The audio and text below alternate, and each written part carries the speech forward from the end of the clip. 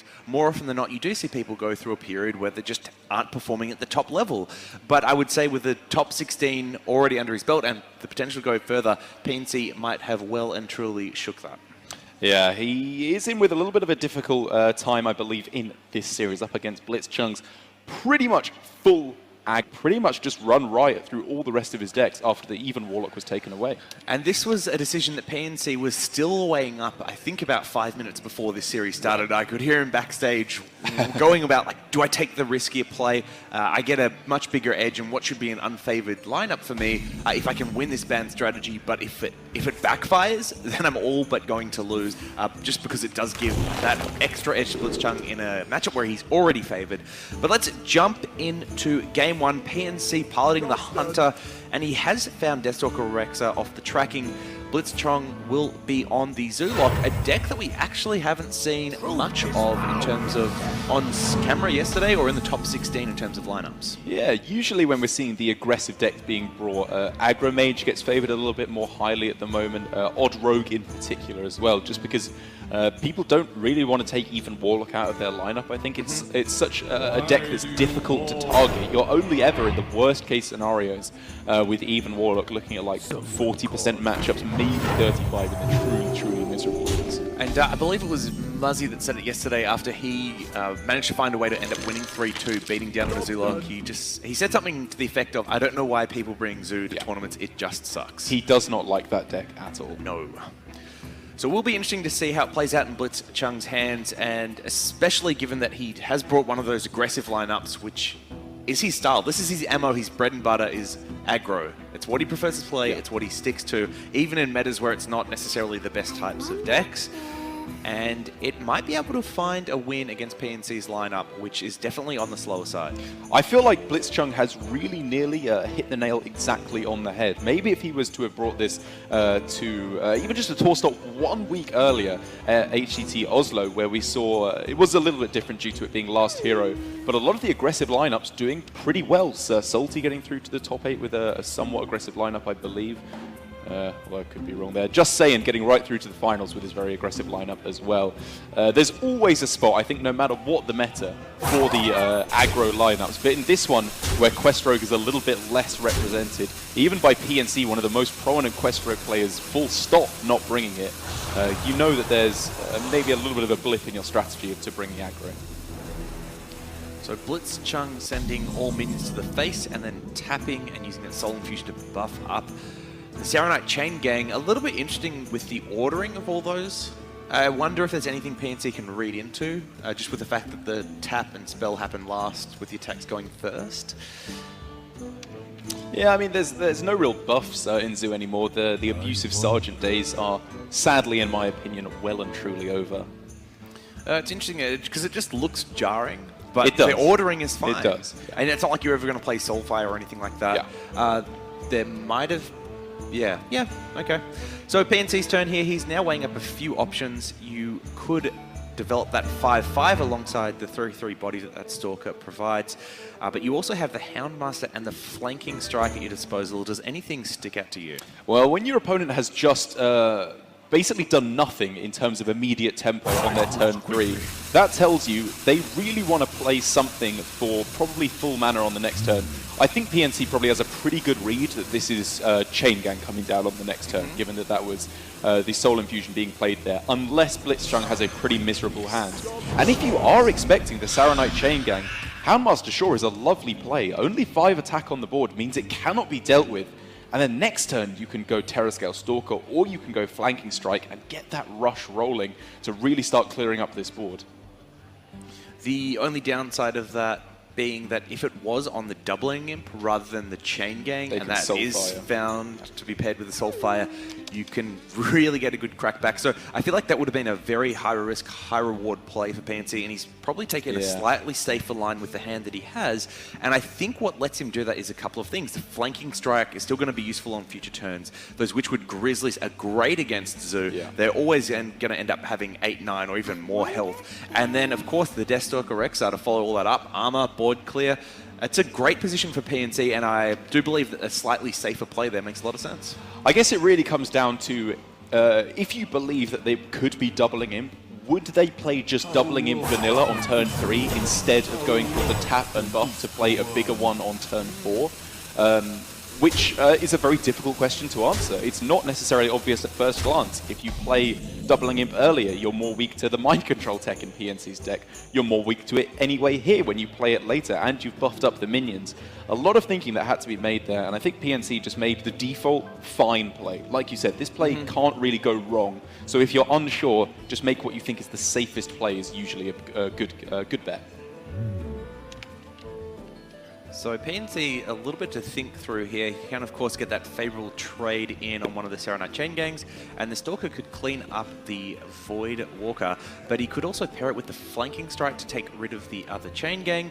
And of course, you still have that Witchwood Grizzly that you could play as well, and I don't mind playing the Witchwood Grizzly here. Yeah. I think with both in the hand, they're going to get quite cloggy. You're going to find other opportunities to play the Flanking Strike. So getting down that Grizzly and forcing Blitzchung to make trades is a great plan, in my opinion. Yeah, I really love this. I think even if in the quote-unquote worst-case scenario of Fungalmancer on this turn, which allows them to take value trades with the Saronite Chain Gang, you're still in a pretty good spot with the Rexar on the following turn. You should be able to get, if not a complete board clear, a very nice couple of snipes off with Rexar, and then you follow up with Flanking Strike, Building Beasts, all that nonsense that should be putting PNC pretty far in the lead, as long as he can negate the burst damage coming through to face, which is really what he's afraid of. And speaking of burst damage, that Doom Guard buffed by the Calisith is a 6/8 charger for 5, and it seems like it could be very powerful on this turn. It's just that the damage works out kind of awkwardly with that Witchwood Grizzly. But this ends up being a very nice turn. You do get favorable trades across the board. The Saronite can continue to push damage to face, and it's not obvious, at least from Blitzchung's perspective, as how PNC can get through this. Becomes a little bit easier now with Houndmaster Shaw into play dead. But even then, the numbers just don't quite work out for PNC, unable to take out the Doom Guard if he was to go for that play. So you could just Witchwood Grizzly alongside the Play Dead, which builds a nicely statted board, but the minions still trade into the Grizzly pretty well.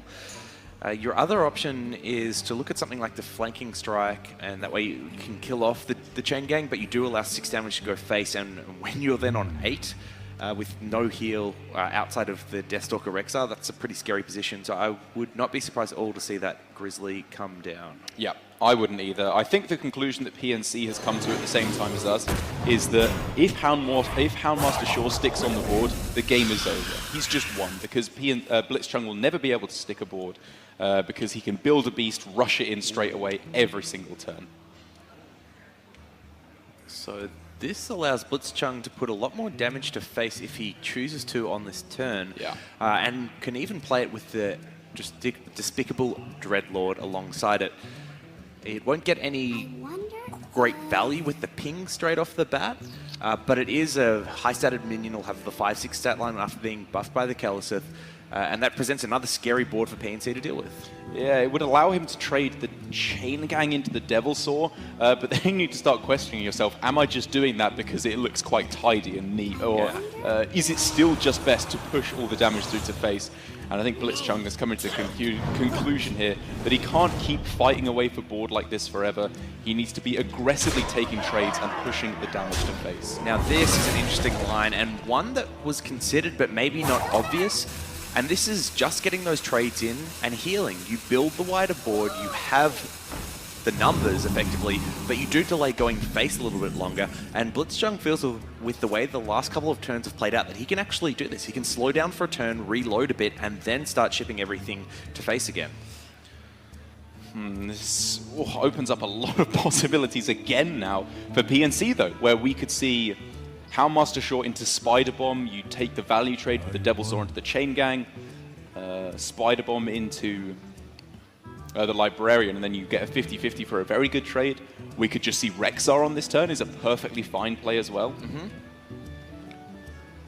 Again, he just wants to guarantee the safety of Houndmaster Shaw wherever possible.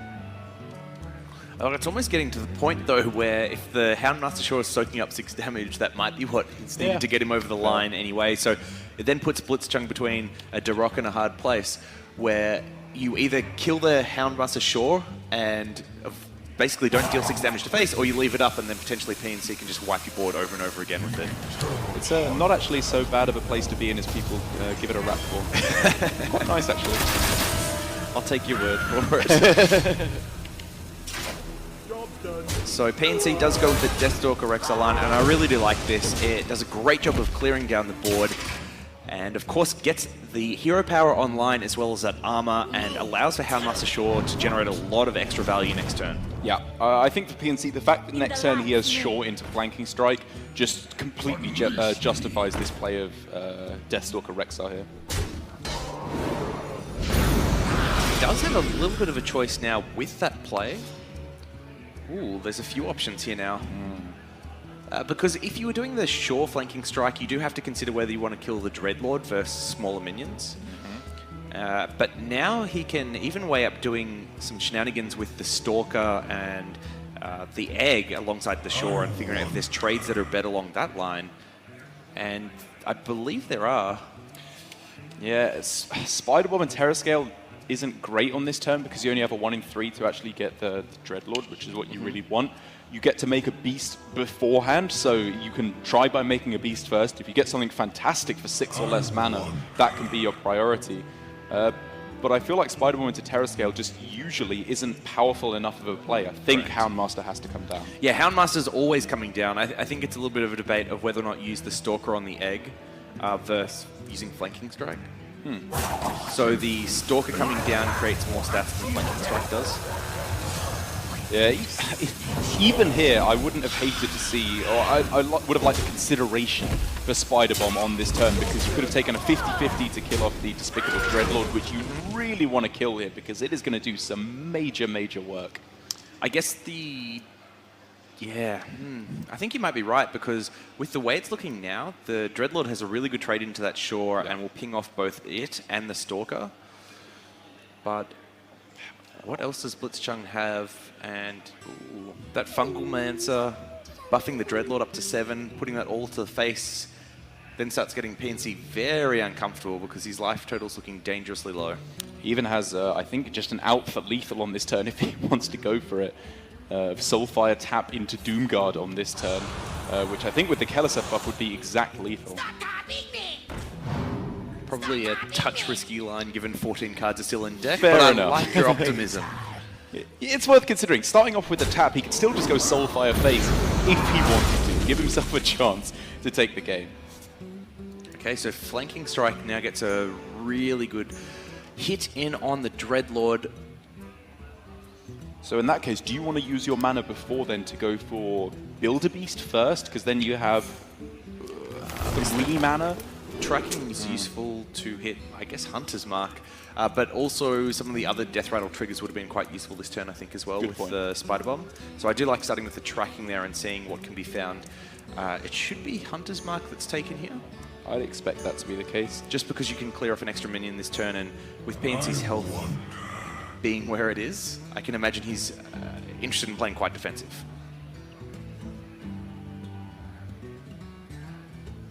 I can't quite remember the number of 1 health minions on board, because if there's already one, then Hunter's Mark depreciates in value quite drastically. But yeah, the fact here that you just get such a lovely trade with the weapon seems pretty perfect to me.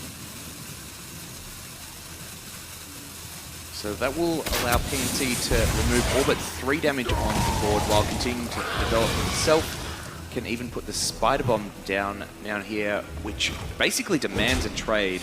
The only downside of this is you're not building the Beast, and building the Beast does get to the point where it's very valuable here, because if you find that lifesteal, it can just win you the game. To be perfectly honest, I think what happened on this turn is PNC realized at the end he should have built a beast at the start of the turn, and then thought, you know what, I don't have time now, it's too late, I don't want to admit that I made the bad play, and I'm just going to play out the Spider Bomb, even though we can clearly see it's really not that good here, and an extra beast in hand I think would be quite significantly more valuable than a Spider Bomb in play.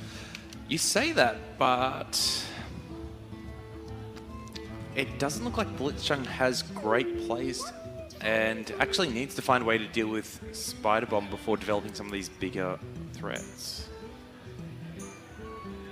PNC, though, incredibly unhappy, though. You can see him visually shaking his head here, despite what we may be saying, because there are, it's far from a strict misplay. There are definite benefits of having the Spider Bomb on board just to get immediate tempo and start swinging things back.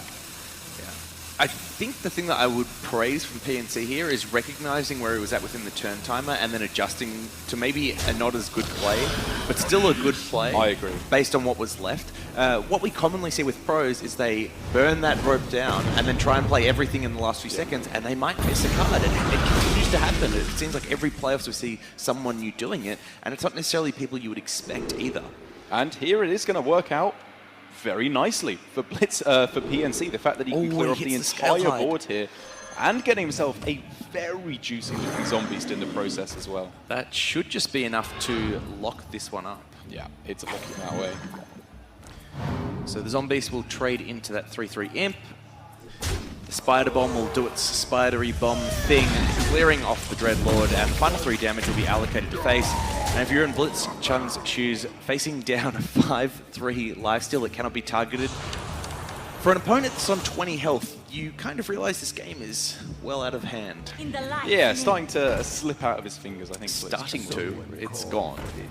Okay, it's on the floor. He's trying to pick it up. But it's water, and it's just going straight through the fingers again. Doc, just let it go. And to rub a little bit of salt in the wound, Katrina comes to the hand. I'm not actually sure if there are any there beasts aren't. left. There aren't. I think that's just an 8-mana 6/6. Because King Crush got tracked away, yeah. and then both of the Grizzly, Yeah.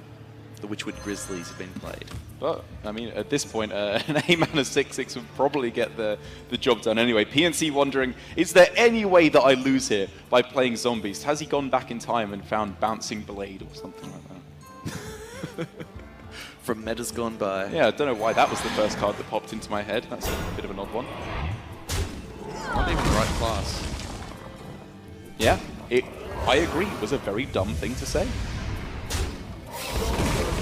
So just playing out these last few turns, Blitzchung is, and not sure what he's hoping to look for, but I guess it's that never give up and never say die attitude, even when you know it's 0% chance you win from here. Yeah, we see this, I think, more and more rarely. Players are getting better at realizing when the game is just pretty much over and they don't have a chance for pulling it back.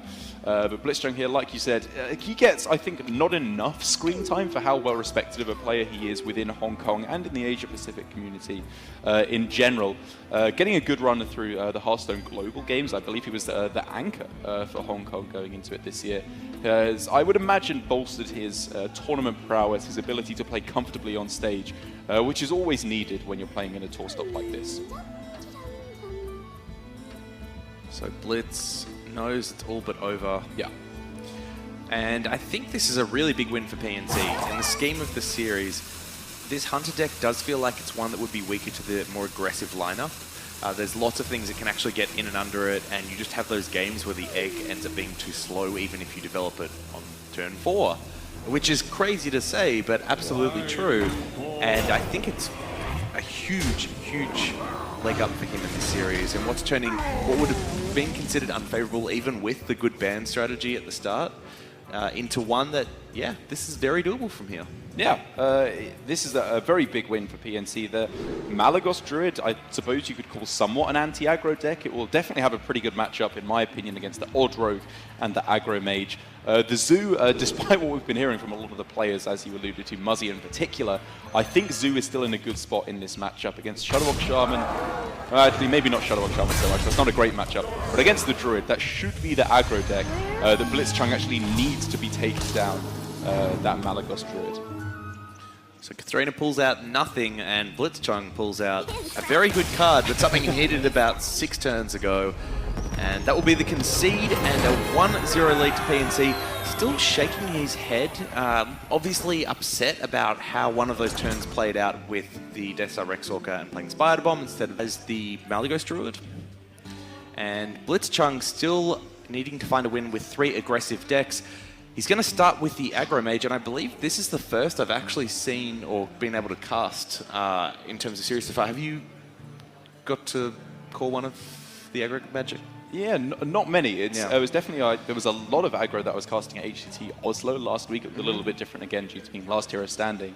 But I'm glad that we're getting to see this because it may seem silly to seem because it often seems like quite a linear deck. I'm finding Aggro Mage to be one of the most interesting decks at the moment in terms of meta implications, in terms of the spot that it fills, because it is something that can beat the most dominant deck in Quest Rogue to the extent where maybe in tournament play, it's starting to push some players away from bringing it at all.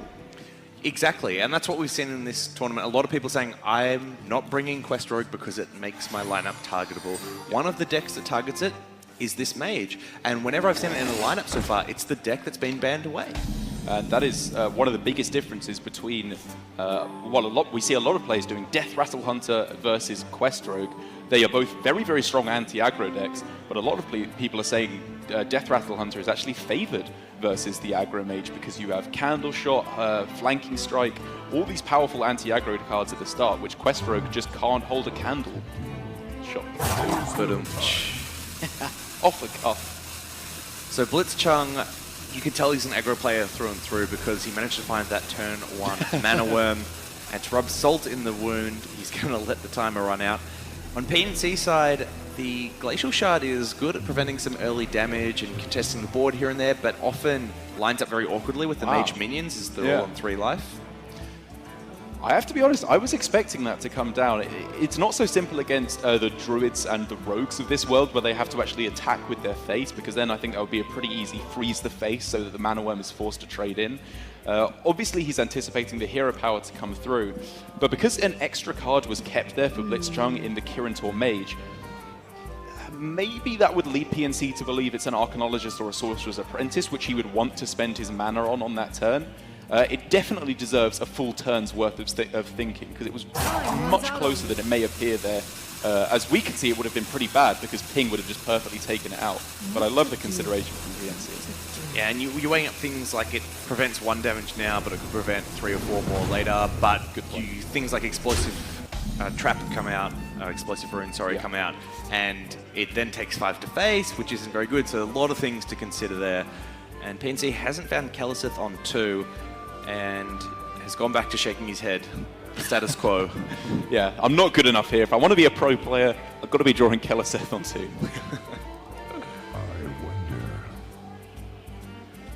Coin Manatide Totem also having some interesting implications on this turn. It obviously denies the ability for it to be killed off if Kirin Tor Mage plus Explosive Runes, Kirin Tor Mage plus any secret, or Arcane Intellect, or just a secret is wanting to be played on this turn. And I think that's what PNC is realizing. It's a really nice read. The mana disruption is just so strong here that it will very likely be surviving. He says if you kept another card and it wasn't played on 2, it has to be Kirin Tor. Yeah. And that means if you want to actually play the Kirin Tor with a secret, you cannot kill a Manatide. I'm getting 2 draw. Such a nice read. Yeah, I think you can put that card down to being either the Kirin Tor Mage, or at this point a Luneth would probably be worth considering keeping, or maybe Stargazer Luna, because Shaman can struggle to deal with that a little bit. But even if it is Stargazer Luna, that's another way in which the Manatide can't be dealt with. Too true. Now PNC weighing up this turn 3, and it's not looking the best for him here. It depends what he has the read on in terms of secrets. Taking a look at the distribution, we can see it's the most standard current list, I believe, with 2 Explosive Runes, 1 Counterspell available. So he knows that it is more likely than not that if he plays the Manatide Totem, it will be destroyed. Yeah, so the far side is something he could be potentially looking at here.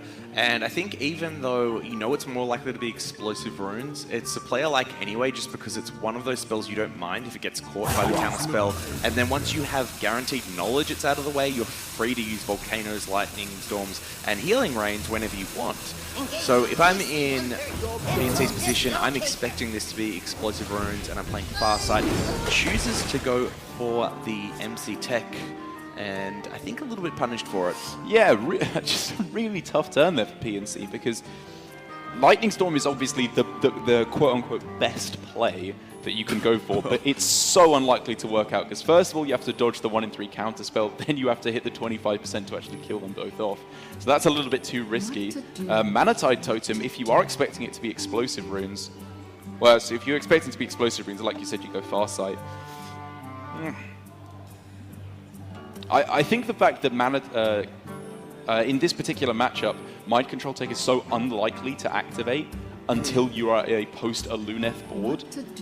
It's perfectly fine to throw it down here in the hope that it survives for a turn. The Mana Tide gets cleared off finally after Blitzchung plays the other explosive runes in hand. And the Kirin Tor pops PNC down to 19, starting to get to that range where it's feeling very dicey. Yeah, I'm struggling to see a major way for PNC to get back in here. I suppose the real way that he gets back is actually he clears off the board, maybe with a lucky Lightning Storm, and the draws for Blitzchung are just miserable. His hand at the moment is not that good. There's no minions, so if it is cleared off, it could get to the point where Healing Rain just seals out this game for PNC in combination with the Saronite Chain Gang. The interesting decision choice here for PNC is he's back to the same one as the turn before. Is this explosive? Is this counterspell? Yeah. But now you know that it's a 50-50 rather than a 66-33 as to what the spell is that was played down. So I wonder if that actually changes how he plays out this turn, if he still pushes for the minion or if he decides that a spell is worthwhile. The minion is more consistent with how he played the last turn, and he's going to get the unfortunate news that it's explosive runes again.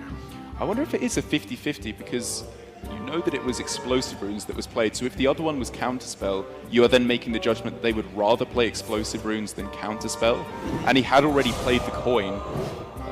I think if the option was there, Blitzchung would probably still have played explosive runes, but it's an interesting read there from PNC, and it works out okay for him, I suppose, considering how powerful the start for Blitzchung has been, but I mean, this was just a Mana Worm game. Like, the damage has just been there to close things out so consistently. You say that, but it's not completely over for PNC. The Ziliax can clear up that Mana Worm, put himself back up to 8, and then Fireball Ping's actually not enough to close out the game. Healing Rain backs that up, and the Glacial Shard can come down to stop the Kirin Tor from putting more damage to face. So there is a way for him to stabilize here, but it's looking like a lot is going to have to go his way for him to be able to claw this one back. Yeah, I'm not really seeing any play other than Ziliax on this turn, because even if you do high roll on the Lightning Storm and manage to kill both things off, you're still just dead to a Fireball, and you're getting very, very close to dying to a Frostbolt or anything else. You're just dying to a Cinderstorm probably at that point as well. That's right, and these are the things that PNC is weighing up. So if you attack it down, he may not necessarily be considering just Fireball, but what are these other combinations of cards that do lots of little pingy stuff like Cinderstorms and Arcane Missiles that can still get lethal? And do I have the luxury of trying to play around that? The answer is no. So I love the Ziliax play. Yeah, you can't really afford to play around anything at this point. Celestial Emissary off the top is just exactly what Blitzchung needed. A somewhat interesting tech card thrown in there, but that is going to be a pretty important victory here for Blitzchung, because I feel like the Aggro Mage might actually have been struggling in this matchup. I personally don't like it that much against the Malygos Druids. I feel like their armor gain and removal is a little bit too, maybe a slight mistake on the flags. Just to make perfectly clear, Argentina is a country of some great Hearthstone players indeed. So we're about to head into Game 3, but he's nice and defensively. He should be in a pretty good spot, and he has managed to line up the matchup that he is definitely looking to hit. And he's managed to line up that flag as well. Go Argentina, go. Vamos. So Mulligan's coming out here. Blitzchung has found the Hench Clan Thug, the card you want on 3 more than anything else. If you're piloting Odd Rogue, PNC yet to mulligan his hand. He's weighing up whether or not he can consider holding Nourish here. Some people will tell you that holding Nourish in the opening hand against Odd Rogue with no wild growth is too slow. Yeah, especially when you're on the play. Like, what I find is so different to Odd Rogue versus every other aggro deck is you just need to have a check for their turn 3 plays, or the game can pretty much end. The turn 3 plays that you need to worry about are 2 Hench Clan Thugs and 2 Vicious Fledglings. So keeping something like Nourish to ramp up to an Ultimate Infestation later on, I find can be a little bit too slow, to the point where if their Fledgling gets to attack phase, you're just going to be dying. And I think PNC agrees. The turn 3 is the real checkpoint that you have to pass to get into this matchup. And if you're looking for anti-aggro tools that the Druid has, PNC's definitely found a couple of gems in Spreading Plague and Mind Control Tech in that opening hand, and he's now got double Wild Growth here as well. So Ramp online, some anti-aggro tools online, he can really make a good game here. There is the tech to deal with that, though, available to Blitzchung, with the Void Ripper raring to come down to deal with a nice big board that Spreading Plague will be developing. And as I was talking about, those answers that you have to have for these turn 3 plays in the Hench Clan Thug and the Vicious Fledgling. I love the coining out of Fledgling because that is the more important minion to get online right away, I think. And PNC just does not have that answer. So what is going through PNC's mind here? Is he ever going to consider playing the Twig and just starting to chip away at that? Or does he have to play something like the Mind Control Tech to at least contest the board? Does he even just go Wild Growth? Like, if you go for Spreading Plague next turn, are they ever going to play more than 1 minion on the following turn? They missed their 1-drop, so they probably don't have a 1-drop in hand, which means they're unlikely to have more than 2 minions on board at the following turn, which makes Spreading Plague a little bit weaker. The bonus with setting up for the Spreading Plague is, of course, that you can bring down your Arcane Tyrant as well. Yeah. So even though there may not be that many minions coming out of the Spreading Plague, you do have a chance to actually contest the board from there. So all this going through PNC's head, and probably so much more.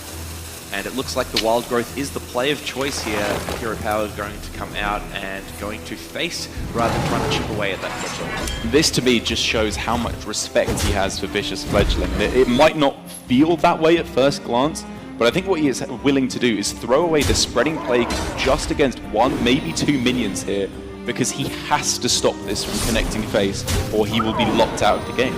So Blitzchung hitting the Wind Fury, exactly what you're after.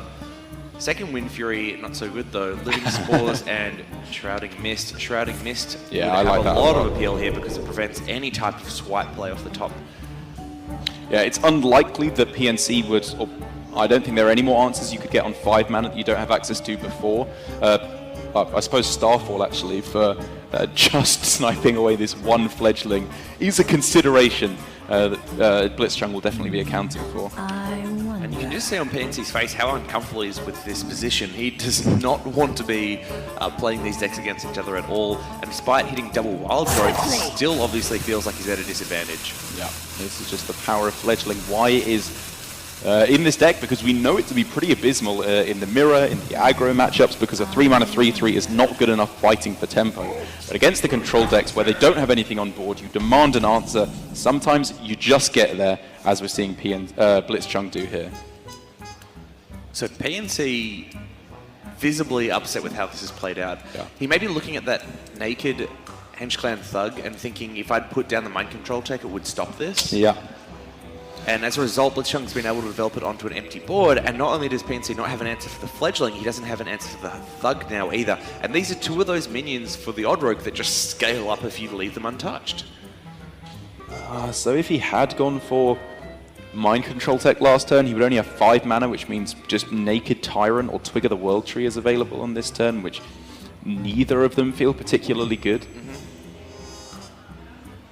And you still wouldn't have found a space to put the Wild Growth down either. Because you're playing a 4-mana card or a 5-mana card this turn. Yeah, I feel like PNC isn't happy about something, maybe going for the immediate beatings that you take by going for Twig on 4, and then lead up to a Spreading Plague on turn 6 naturally, instead of going for another Wild Growth was the way to go. But I think the fact that you've allowed yourself here to go for Spreading Plague and Tyrant on this turn, it's the only play now, because otherwise you just take too much damage. It's just not looking great. Yeah, because obviously PNC can see with just the minions on the board and the hero power, those 1/5s can be cleaned up, and then Blitzchung will still have mana to develop behind that. But it is going to do a decent job for the moment, at least, of stopping what Blitzchung is doing, which means on the following turn, PNC can go Twig and Hero Power hit into the Fledgling. Start clearing off these minions, which is pretty important. I think we're likely to see the Tar Creeper come down from Blitzchung low just to help protect. And that's going to stop that from being an easy trade. And it also prevents... sorry, you can't do that if you're going to use the Hero Power. Yeah. It's one or the other. This is interesting. What will Blitzchung choose to do? Well, I mean, Tar Creeper on this turn isn't bad. If you're afraid of Swipe, you don't want to bring the Fledgling down to 1 health, but if he had Swipe, he would have played it by now. Swiftly. Possibly. I mean, like that last turn, for example, Spreading Plague Tyrant still looks better than Swipe to me. And this is going to be leaving PNC with the ability to clear up on this board pretty nicely. Is he going to play into Mind Control Tech, or is he going to hold that Elemental? He plays into it. This is a huge potential turn for PNC here. That Mind Control Tech is going to lead out. What does it hit? Ooh, misses, but that's really not that big of a deal considering that you do get to clear off those 2 big threats. You develop the tree, and you do have the board presence. You've won the board back. And while I was surprised to see Blitzchung go for that play, I think I might have been letting Caster Vision get to me there where I can see both players' hands. Obviously, it's very weak to Mind Control Tech, which we can see PNC did have. But Blitzchung realized there's the ability on board to kill off 2 of my minions. If I want to play Fungalmancer next turn, I need to have 2 in play. So playing out the second Firefly there, if there was no Mind Control Tech, would have worked out beautifully.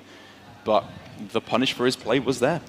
And not only that, but you're not even worried about the second Spreading Plague in that position because you've got that Void Ripper in hand, which would deal with the flipped 5/1s.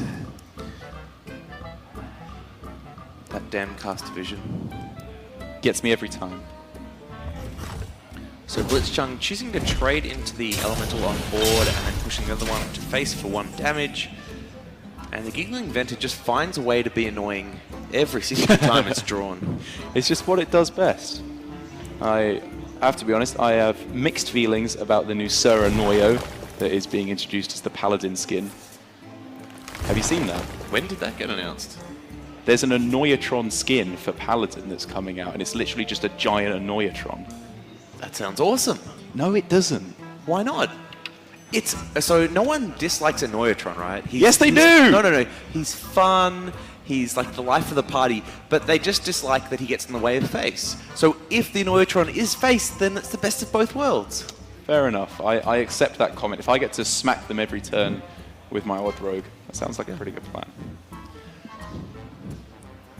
All right, so PNC's used 1 branching paths already and went for the double draw off that. The draws aren't very strong, given that UI can't be played next turn, which would be the ideal situation for PNC. So now weighing up as to whether or not he needs to find more tools to eventually effectively try and play next turn, or if he should be going for the double armor to try and delay until the Malygos and the UI can come down. I think because you have a decent play next turn available in the form of just Malygos, you can quite happily go for the double armor here, because the real concern is that they play Fungalmancer next turn, and the turn after you're dead because you didn't go for armor and you die to Leroy Coldblood. So I like here going for the slightly safer play and relying on Ultimate Infestation to close things out for PNC. So if you are worried about Fungalmancer, was the Moonfire the correct play there? Because if Malygos is coming down this turn, the Moonfire could have been saved to kill off a buffed minion, and now you're in this really awkward position where PNC can't actually interact with them at all. That's true. You're trading away for 2 damage through to face. Fungalmancer would still have 2 minions to buff there. Definitely would have been worth considering saving, but if that 2/2 attacks to face once, it can just clear off the Mind Control Tech even, perhaps. The light protects me. I feel like the upside of saving it for Malygos isn't even that great here, so I really don't mind throwing it down there just to stop any damage coming through to face. Swiftly. Yeah, I think you end up with 2 damage less on the board going forward, but taking 2 more up front. And given that PNC isn't going to be clearing this board in the next couple of turns, I feel like it just would have been a preserve more damage in the long run, despite taking a couple more up front. So with 6, 7, 8, 9 damage available for Blitzchung on board, Malygos on this turn does mean that PNC will be taking a bit of a beating. And it also means that Ultimate Infestation will be far from clearing off the board on the following turn, which is a very big distinction. It's not like against some of the decks that go a little bit smaller on board and then you just completely stabilize when you play the UI. For PNC here, he does need to find something a little bit extra if he's going to stem the bleeding. Not to mention that if he wants to keep lowering the count on that twig, he will need to be hitting into minions. This turn, that's going to be an extra 3 damage that he's taking to his face. Now, the Alexstrasza does give him an alternate turn 9 play, but using it aggressively here is not very impactful when your opponent looks like they're just a couple of short turns away from killing you, and you can't heal off it as of yet. So the Malygos coming down here and holding onto the Alexstrasza for a potential heal on future turns makes a lot of sense to me. Okay, I would have played Malygos here on this turn. I feel like you're not giving away your win condition. The Alexstrasza does open up somewhat more aggressive lines here by being able to go UI face next turn, but I don't think you actually have the liberty of going UI face next turn. I think you will be under too much pressure to the point where a 4-12 is just a little bit better than an 8-8. Couldn't agree more. I would have liked to see the Malygos. Because you just win by doing Druid stuff in this matchup. Malygos is not your win condition. But Blitzchung must be starting to feel the pressure as well. Like, this game has gone on longer than it ideally would if you're the odd rogue. Yeah. His hand isn't all that impactful in and of itself. You've now got an Alexstrasza on the board. Druid's about to hit that magical turn 10 where a whole bunch of crazy things that only Druid can do happen. And it's actually not very easy to see a way that he closes this game out. Yeah, I was talking about the ways that PNC gets punished by leaving up this board, like Fungalmancer or Leroy or Coldblood. None of those are actually there. Blitzchung's just going to have to do the best he can with what he's got. Doesn't even have the Valspine to be able to deal with this big 8-8 in play. But he's gone wide. He says if you've got the Spreading Plague, that's going to be very good, but you've already played one, and with the way these last couple of turns have played out, I think I can make a good read that you don't actually have it there. Yeah. So he's going to put PNC down to 8, and that's a very precarious position if you're PNC. The Moonfire is a nice draw, but it may actually be forced to be used this turn in order to get these trades to work nicely. I was actually looking at lethal capabilities. It's not quite there on this turn, but a Twig Break, I think, would have just been lethal on this turn available to PNC. Twig Break is lethal. So he just has to survive, because next turn he can definitely get the win, I think, with Malygos into breaking Twig into whatever. Yeah, and I think you start the turn with UI, and I'm fairly sure that you will not be holding on to Moonfire. I think it needs to be used this turn to give yourself the best chance of surviving, and then whatever's left should be enough to win the game with a broken twig. I like the sound of that. But PNC is going to run into turn timer trouble if he doesn't get moving soon, especially given that the UI animation on those draws can be a little bit slow. And if you're waiting for things like Arcane Tyrants to come out to help fill the board. Alright, there's a second UI. Floop comes to hand. The Spellstone is great next turn. Tyrant coming down. We've seen PNC struggling with turn timer issues here. Oh, did he miss the Twig attack? No, okay, got it in, but didn't get the Tyrant, and this is exactly what we were talking about. Nope, Tyrant came down too. Alright, so fit everything in. That's great. Missed the Floopy Tyrant, but I'm not even sure if he was don't think he needed. necessarily Is that wanting lethal? to go for That's that. just lethal. Wow, he picks Exactly up lethal. the Fungalmancer, needed 4 damage off the top, and finds it with the Fungalmancer, and Blitzchung is just going to sneak in there.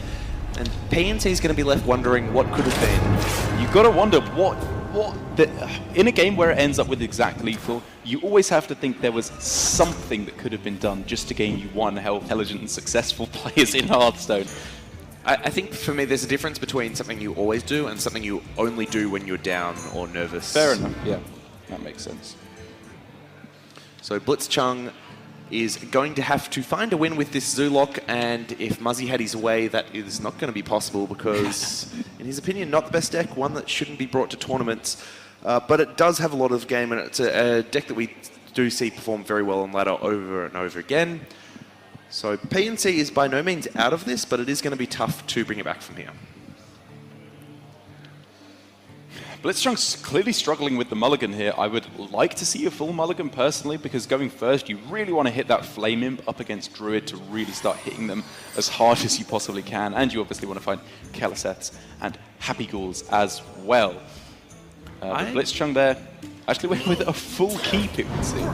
Full keep seems off to me. I do like the Kobold Librarian as a minimum keep, because there is a chance on the full mulligan you miss on the Flame Imp, and in that situation be wishing that you had the 2-1 that cycles on 1. Fair enough. But this has worked out pretty nicely for Blitzchung now. Finds the Flame Imp on 2 and is backed up by the Void Walker. This is 6 damage on the board, turn 2, and very difficult for PNC to answer if he didn't have the wonderful Spellstone. Even there, this is a pretty good amount of damage that Blitzchung can push forward. And while PNC has got off to a pretty nice ramp start in the form of Nourish. The Happy Ghoul comes to hand, So and Blitzchung is going to be able to put another 5 damage on the board, all while cycling through the deck even further. Very strong start from Blitzchung here. PNC praying for mind control tech off the top here. It's done wonders for him in previous games, but the hero power pass on turn 3, arguably a punish for not putting 2 Ferocious Howls in your deck. A lot of players cutting down to just the 1 here. Blitzchung smells weakness now, and he is going for the throat, trying to close out this game before Spreading Plague is even a possibility. So PNC is looking for Spreading Plague above all else. Coin will be coming out this turn with Nourish, I do believe. Yeah. The Tyrant will then come down, and that's all just so you can have the chance of hitting the Plague on the following turn.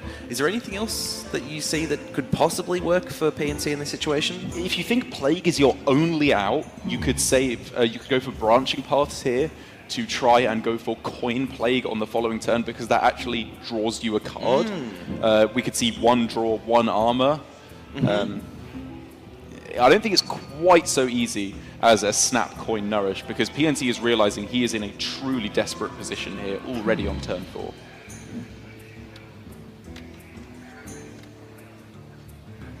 So PNC weighing this up, and he's not happy. Seems like the status quo for PNC this series. So starting with the draw on the line that you've suggested, and misses it with the Naturalize, now has to consider whether or not he wants to go 1 deeper, or maybe take a little bit of a safer play in the sense that he can gain that 6 armor. Well, once these cards are out of the way, we can count up the amount of damage on board. I believe there's 12. 12, so if he'd gone for draw, Doomguard would have been 1 off lethal. So I don't think there would have been many outs for lethal on that turn for Blitzchung, so I wouldn't necessarily have hated going for another draw. But I guess if you go down to 1 health and then you go Plague, you're probably just dead the next turn anyway. You would only die to Soulfire, right? Yeah, Soulfire. Oh, no, if you go down to 1. Oh, sorry, if you go... Oh, okay, sorry. Then Soulfire's in the out. Fair enough, but I think we can see here, PNC realizes it's over, removes his headset, and he is out of HCT Singapore. And with his aggressive lineup, Blitzchung is through in a very convincing fashion through to the top 8. And in a way, not that surprising to me in the sense that a lot of the